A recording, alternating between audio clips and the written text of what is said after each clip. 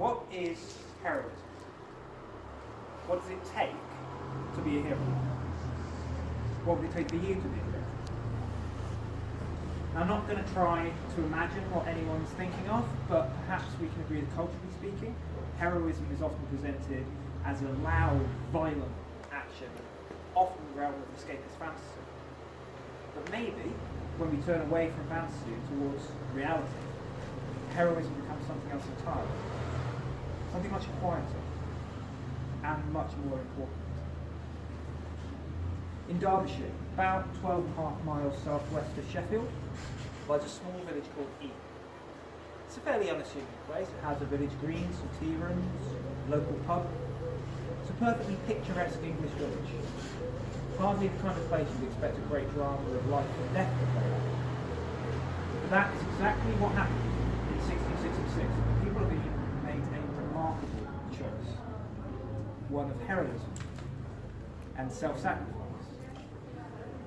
and one which left 260 of them dead. It started a year earlier, when Eyam's tailor ordered a sample of fabrics from London.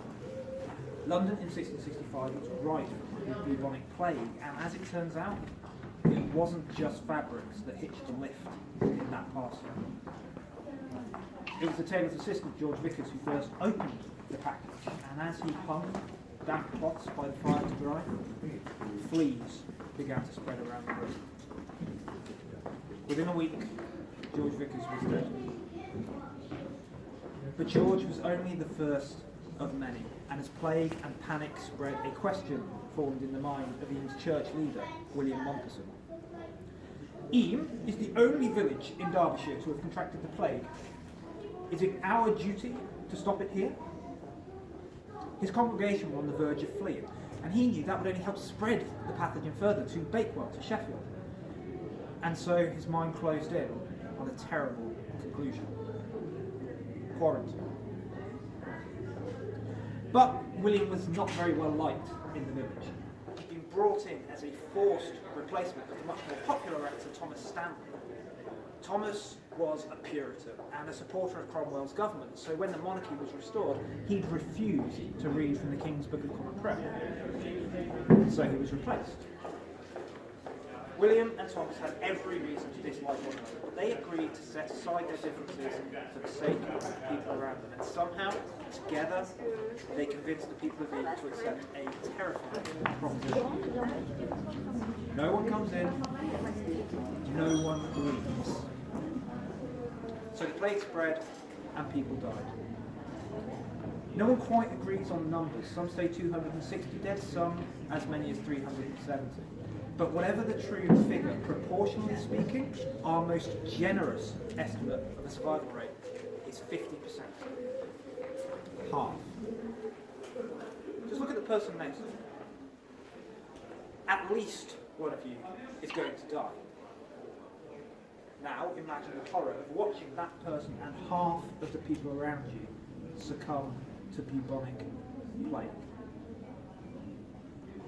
Do you stay?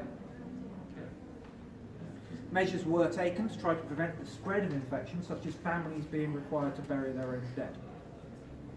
In one notable instance, Elizabeth Hancock had to personally bury her husband and all 6 of her children in the span of 8 days.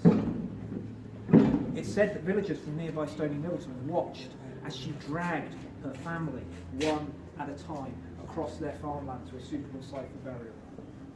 Too scared to help, they could only watch as she went back and forth, again and again. Do you stay? But he wasn't entirely alone. On a nearby piece of land called Couplet Delph sits the boundary stone, which marks the border between Eyam and Stony Middleton.